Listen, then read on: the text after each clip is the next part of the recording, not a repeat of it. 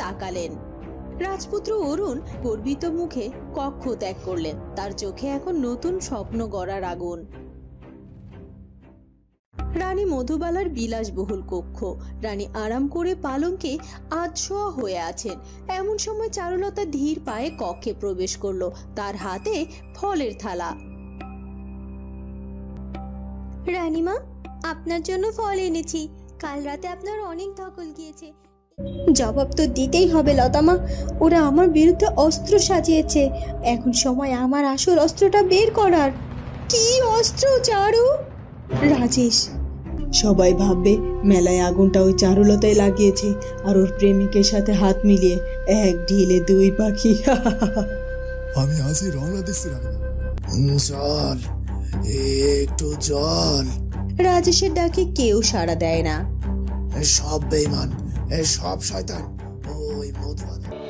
অতটা দূর থেকে রানীর বলা সব কথা পরিষ্কার শুনতে পাইনি, তবে যতটুকু শুনেছি তাতে করে মনে হলো রানীমা তোমার বিরুদ্ধে কোনো খারাপ কথা রটনা করার পরিকল্পনা করছে। হয়তো তোমার অতীত নিয়ে কিছু ঘটনা করতে চাইছে, সেজন্যই তো গুপ্তচর পাঠাতে চাইছে সে মধুপুরে। মধুপুরে গুপ্তচর? কিন্তু কেন? রাজেশ বাবু তো এখন কারাগারে। তাহলে কিসের সুবাদে মধুপুরে গুপ্তচর পাঠাবে রানীমা? আর কিসেরই বা ষড়যন্ত্র করতে চাইছেন তারা? মধুপুরে তো এমন কেউ নেই যে রানীমার কোনো কাজে আসতে পারে। যদি না কি চারু? যদি না রানীমা আমার কোনো ক্ষতি করার ফোন দিয়ে আটে। মধুপুর আমার জন্মস্থান, ওখানকার মানুষেরা আমাকে চেনে। রানীমা হয়তো আমার অতীত নিয়ে কোনো... কিন্তু চারু, তোমার অতীতে তো এমন কিচ্ছু নেই যাতে রানী তোমার ক্ষতি করতে পারে। সত্যের জন্য প্রমাণের দরকার হয়, কিছু থাকার দরকার হয় সোনা পাখি, কিন্তু মিথ্যার জন্য দরকার হয় শুধু রটনা। রানীমা ঠিক সেটাই করতে চাইছে, কিন্তু কি রটনা সেটাই আমাকে জানতে হবে। লতামা, তোমাদের উপর আমার একটা বড় ভরসা আছে। তোমরা আমার পাশে থাকবে তো? আমি যে তোমাদের উপর একটা দায়িত্ব দিতে চাই। বলো চারু, আমরা তোমার জন্য কি করতে পারি? তোমাদের পাখি রূপে ওই রানীমার জেসমিনের উপর কড়া নজর রাখতে হবে। বিশেষ করে কাকে ওরা গুপ্তচর বানিয়ে পাঠাচ্ছে, কবে পাঠাচ্ছে, আর ঠিক কি আনতে পাঠাচ্ছে, ওই খবরটা আমার চাই। তুমি চিন্তা করো না চারু, আমরা ওই রানী আর রাজকন্যার উপর কড়া নজর রাখবো। আমরা আমাদের একটু পলকও ফেলবো না।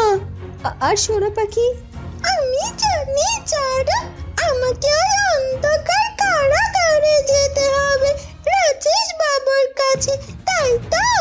হ্যাঁ, কাজটা খুব কঠিন, কিন্তু তুমি ছাড়া আর কেউই পারবে না। রাজেশ বাবু এখন রানীর উপর ফুঁসে আছেন।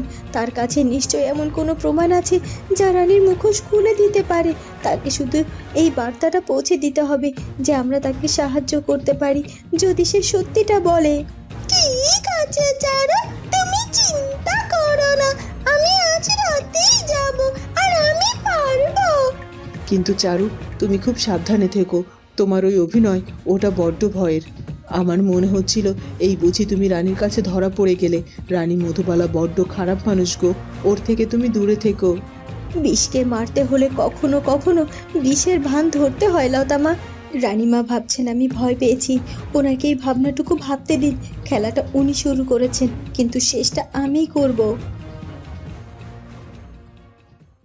হেমরাজ্যের সেই ভয়াবহ অন্ধকার কারাগার, স্যাঁতসেঁতে দুর্গন্ধময়। একটা কোণে জীর্ণ পোশাকে পড়ে আছে রাজেশ। সারাদিনের অভুক্ত তৃষ্ণার্ত শরীরে এক ফোঁটা শক্তিও অবশিষ্ট নেই। জল, একটু জল। রাজেশের ডাকে কেউ সাড়া দেয় না। সব বেঈমান, সব শয়তান ওই মধুবালা, ওই জেসমিন আমাকে ব্যবহার করেছে। আমাকে দিয়ে সব করিয়ে এখন কারাগারে ফেলে দিয়েছে। জেসমিন, আমি তোমাকে বিশ্বাস করেছিলাম। আমি একবার কারাগার থেকে বের হই, তারপর আমি কাউকে ছাড়বো না। আমি যদি একবার এখান থেকে বের হতে পারি, আমি সব বলে দেব। রানী মধুবালার রাজ সিংহাসন দখলের স্বপ্ন, জেসমিনের ওই চারুলতাকে সরিয়ে রাজপুত্রকে পাওয়ার চক্রান্ত, আমি কোনো কিছুই বাকি রাখবো না। ওই রাজা অন্ধ হতে পারে, কিন্তু আমি নই। কিন্তু এখানে থেকে কে শুনবে আমার কথা? এই অন্ধকূপ থেকে আমার গলার স্বর বাইরে যাবে কি করে? ঠিক তখনই কারাগারের উঁচু দেয়ালটির সরু একটা ফাঁক দিয়ে এক চিলটে সোনালি আলো এসে পড়ল তার মুখের উপর। রাজেশ অবাক হয়ে তাকাতেই দেখতে পেল একটা ছোট্ট অসম্ভব সুন্দর সোনালি পাখি সেই ফাঁক দিয়ে ভেতরে ঢুকে এসে বসলো। কি এই গভীর রাতে এই কারাগারের ভেতরে সোনা পাখি? রাজবাড়ির সেই বিখ্যাত সোনা পাখি, কিন্তু কিন্তু তুমি এখানে? সোনা পাখি আবার ডেকে উঠল, যেন তাকে কিছু একটা বলতে চাইছে, কিন্তু দুর্ভাগ্যবশত রাজেশবাবু সোনা পাখির বলা কোনো কথাই বুঝতে পারল না। তুমি কি কোনো বার্তা নিয়ে এসেছো? তুমি কি চারুলতার পাখি? সোনা পাখি জোরে জোরে ডানা ঝাপটালো, যেন হ্যাঁ বলল, আর তারপর রাজেশের মরা চোখে যেন এক বিন্দু আশার আলো জ্বলে উঠল। অনেক দূরে মধুপুর গ্রাম। মোড়লের বাড়িতে গভীর রাতে মোড়ল কর্তা ঘরের এদিক ওদিক পায়চারি করছেন, তার মুখে গভীর দুশ্চিন্তা। আমার মনটার মধ্যে কু ডাকছে গো। ছেলেটা কতদিন হয়ে গেছে, একটা খবরও পাঠালো নে। আর বলো না গিন্নি, কানে আসছে ওই হেমরাজে নাকি খুব গন্ডগোল চলছে গো। কি একটা মেলা হচ্ছিল, তাতে নাকি আগুন লেগে সব ছাই গো। বলো কি? ও গো, আবার রাজেশের কোনো বিপদ হলো না তো? ওই রাজকুমারী জেসমিনের পাল্লায় পড়ে আমার ছেলেটা কি যে করতে গেল ওখানে? আমি তো আগে বারণ করেছিলাম, রাজ পরিবারের সাথে টক্কর কি আমাদের সাজে গো। রাজেশ ওই ছদ্মবেশ সেজে গিয়ে ও ঠিক করেনি। যতই রাগ করি, এখন আমারও চিন্তা হচ্ছে গো গিন্নি। ওখানকার এক সওদাগার এসেছিল, সে খবর দিল আগুন লাগানোর দায়ে নাকি এক লোককে ধরেছে গো। কে কে সে? নাম বলেছে? না, নাম বলেনি, কিন্তু আমার বুকটা কাঁপছে। যদি ওটা আমাদের রাজেশ হয়, যদি রাজা ওকে প্রাণদণ্ড দেয়। না গো, এমন অলক্ষণে কথা মুখে এনো না। চলো আমরা কালই হেমরাজে যাই, আমার ছেলেকে আমি ডেকে আসি। হ্যাঁ গো, তুমি ঠিকই বলেছো গিন্নি। আর এক মুহূর্ত দেরি নয়, কাল ভোরের আলো ফুটতে ফুটতে আমরা হেমরাজের দিকে রওনা দেবো ক্ষণ। আর আমার ছেলে যদি কিছু হয়, ওই হেমরাজকে আমি ছাড়বো নে গো।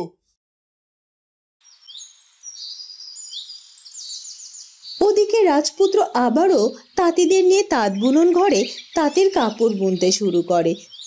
বাহ, তোমাদের হাত তো দেখছি খুব চালু। কিছুক্ষণের মধ্যে কত সুন্দর করে কাপড় বুনে ফেলেছো তোমরা। আমার তো মনে হচ্ছে রাজকোষ থেকে আরো সুতো আনতে হবে খুবই শীঘ্রই। হ্যাঁ রাজপুত্র, আপনি শীঘ্রই রাজকোষ থেকে আরো সুতো আনানোর ব্যবস্থা করুন। আমরা তো আজকের মধ্যেই এই সুতোগুলো শেষ করে ফেলবো কাপড় বুনে। ঠিক আছে ঠিক আছে, তোমরা সুতো নিয়ে কোনো চিন্তা করো না। তোমরা মন দিয়ে শুধু কাপড় বুনে যাও। হেমরাজ্য সবসময় তোমাদেরকে সেরা সুতো দিতে থাকবে। তোমরা যত কাপড় বুনতে পারবে, এই হেমরাজ্য তোমাদেরকে তত সুতোই দিতে থাকবে। ঠিক আছে রাজপুত্র, কিন্তু এই কাপড়গুলা বোনা হয়ে গেলে এগুলো আপনি কোথায় বিক্রি করবেন?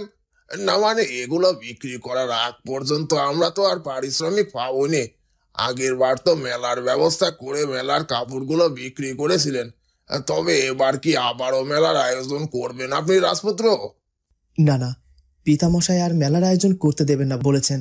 তবে তবে তোমরা চিন্তা করো না, কাপড় বোনার শেষে তোমরা তোমাদের পারিশ্রমিক পেয়ে যাবে, সে কাপড়গুলো বিক্রি হোক বা না হোক। ঠিক আছে রাজপুত্র, তবে আমরা তাহলে মন দিয়ে কাজ করতে থাকি। হঠাৎ তখনই তাঁত বুনন ঘরের বাইরে থেকে কিছু লোকজনের সমাগমের আওয়াজ শোনা যায়।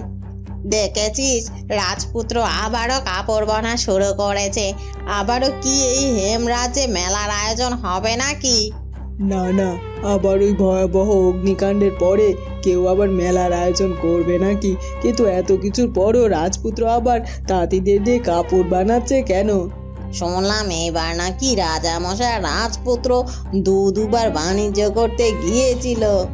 সেই বাণিজ্যে তারা ব্যর্থ হয়েছে, তাই এই কাপড় বোনার সিদ্ধান্ত নিয়েছে তারা। সবটা হয়েছে নাকি রাজপুত্রের জন্য? আমার তো মনে হচ্ছে আমাদের পরের প্রজন্মটা ভালো রাজা পাবে না, কারণ রাজপুত্র একটা অলক্ষণে যে কাজে হাত দিচ্ছে সে কাজই অনিষ্ট করছে। এমন রাজপুত্র যেদিন রাজা হবে, রাজ্যের না জানি কি কি কাণ্ড ঘটাবে। হ্যাঁ হ্যাঁ, রাজের কত বড় ক্ষতি হলো বলতো। মহিলারা এসব কথা বলা বলি করে সেখান থেকে চলে যায়, কিন্তু দূর থেকে রাজপুত্রের কানে সব কথাই যায়। রাজপুত্র এই ধরনের কথা শুনে মনে মনে ভীষণ কষ্ট পায়, নিজেকে ব্যর্থ মনে করে। তখন সে কিচ্ছু না বলে প্রাসাদের দিকে রওনা দেয়। পরদিন রাজপ্রাসাদের মূল ফটকের কিছুটা দূরে ক্যাবলা সত্যি তার ফুচকার দোকান সাজিয়ে বসেছে। পাশে ময়না তাকে সাহায্য করছে। এই ফুচকা ঝোলে ঝোলে আম বলে, একেবারে টয়টম্বুর। এমন ফুচকা সারা হেমরাজ্যে আর কোথাও পাওয়া যায়নি গো। ক্যাবলা, তোমার এই বুদ্ধিটা কিন্তু দারুণ। এখান থেকে পুরো প্রাসাদে ঢোকার বেরোনোর নজরে রাখা যাচ্ছে। রাখতেই হবে, চারু দিদির জন্য এইটুকু করতে পারবো না আমরা? এ সময় মীরার জয়া সেদিকে আসে। ও মা, এ কি রে ক্যাবলা, তুই দেখি এখানেও ফুচকার দোকান দিয়ে বসলি? মান সম্মান আর কিছু রাখবি না দেখছি। ভাবলাম রাজপ্রাসাদে এসে ভালো মন্দ খাচ্ছ, তোমাদের স্বভাব পাল্টাবে, কিন্তু তোমরা তো সেই ফুচকাওয়ালায় রয়ে গেলে গো। ব্যবসা কোনোদিন ছোট হয় না মীরা। আর আর কে কি ভাবলো তাতে আমার কিছু যায় আসে না। রাখ এখন ওসব কথা, দে দে দুটো ফুচকা দে তো দেখি রাজবাড়ির জল হাওয়ায় স্বাদ কিছু পাল্টেছে কিনা, আর পয়সা চাস নে যেন। এমন সময় দুই রাজকীয় রক্ষী তার দোকানের সামনে এসে দাঁড়ালো। এই ছোকরা, এক প্লেট ফুচকা দে তো, আর ঝাল বেশি করে দিস। জয়া আর মীরা তখন নিজেদের মধ্যে ফুচকার স্বাদ নিয়ে ঝগড়া করতে ব্যস্ত। ক্যাবলা রক্ষীদের ফুচকা দিতে দিতে কান খাড়া করলো। শুনেছিস রানীমা আজ মধুপুরে বিশেষ এক দুধ পাঠাচ্ছেন? আরে আরে আস্তে, ওই যে নতুন যুবরানী চারুলতা, রানীমা নাকি যুবরানীর বংশ পরিচয়, চাল চলন সবকিছুর খবর আবার নতুন করে নিতে চান। ধুর, এত কিছু তো আগেই জানা হয়ে গেছে, আবার কেন? আরে আমরা অত শত বুঝবো না, আমাদের কাজ হলো এই দুধকে এক কড়া পাহারা দিয়ে রাজ্যের সীমানা পার করে দেয়া। লোকটা খুব দামি কিছু আনতেও যাচ্ছে।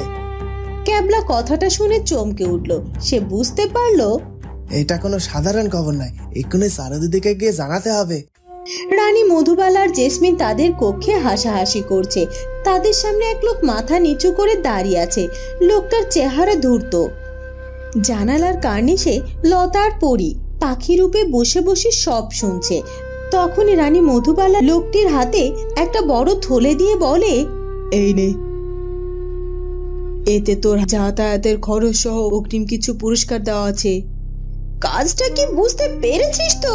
কিন্তু পিসিমা, যদি কোনো প্রমাণই না থাকে? আরে বোকা, প্রমাণ না থাকলে প্রমাণ বানাতে হয়। শোন, তুই মধুপুরে যাবি, চারুলতার নামে রটাবি যে হেমরাজ্যে আসার আগে তার আরো একটা প্রেমিক ছিল। তারপর তুই গ্রামের কোনো না কোনো অশিক্ষিত লোক দিয়ে একটা চিঠি লেখাবি। চিঠি?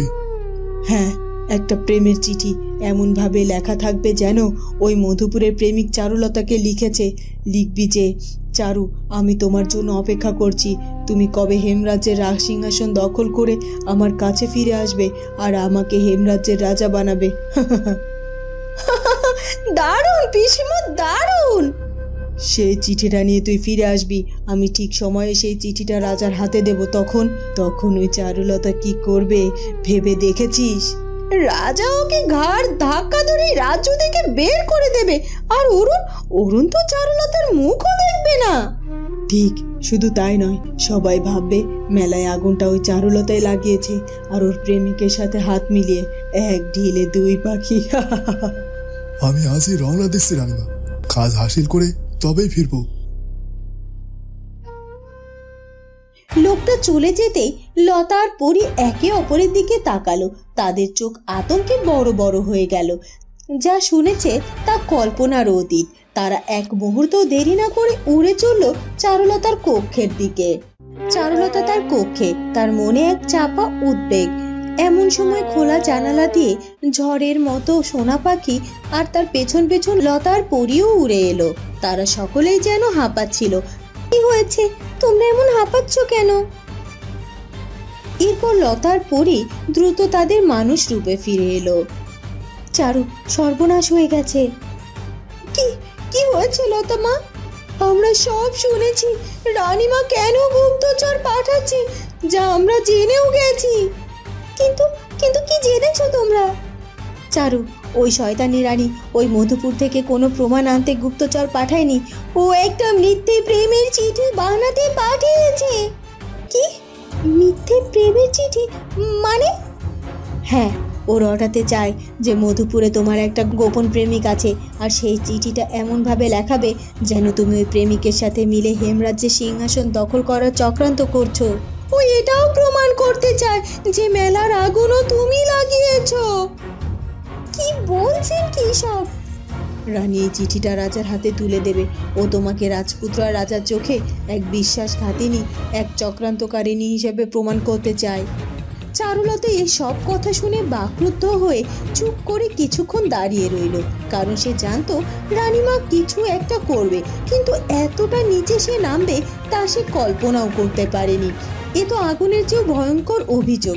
এই যে তার চরিত্র, তার ভালোবাসা, তার বিশ্বস্ততা, সব কিছুর উপর এক ভয়ঙ্কর কালছিটে দাগানোর পরিকল্পনা করছে। ঠিক সেই মুহূর্তে ক্যাবলা হন্তদন্ত হয়ে ছুটে এলো। সারু দিদি, সারু দিদি, সর্বনাশ হয়ে গেছে। কি হয়েছে ক্যাবলা? আমি শুনলাম রানীমার এক বিশেষ দূত আজকে মধুপুর রাজ্যের দিকে রওনা দিচ্ছে। সবাই বলছে লোকটা নাকি আমার নামে কোনো খবর আনতে গেছে, তাই তো? হ্যাঁ, তুমি কি করে জানলে? এরপর চারুলতা একটা দীর্ঘশ্বাস ফেলে। তার মানে গুপ্তচর ইতিমধ্যেই বেরিয়ে পড়েছে। এখন কি হবে চারু? এই মিথ্যার জবাব তুমি কি করে দেবে? জবাব তো দিতেই হবে লতামা। ওরা আমার বিরুদ্ধে অস্ত্র সাজিয়েছে। এখন সময় আমার আসল অস্ত্রটা বের করার। কি অস্ত্র চারু? রাজেশ। বন্ধুরা, কি হতে চলেছে এরপর সেটা জানবো আমরা চারুলতা গল্পের পরবর্তী পর্বে। আর আমাদের আজকের পর্বটি ভালো লাগলে অবশ্যই আমাদের চ্যানেলটিকে সাবস্ক্রাইব করে দিও। দেখা হবে পরবর্তী পর্বে। ধন্যবাদ।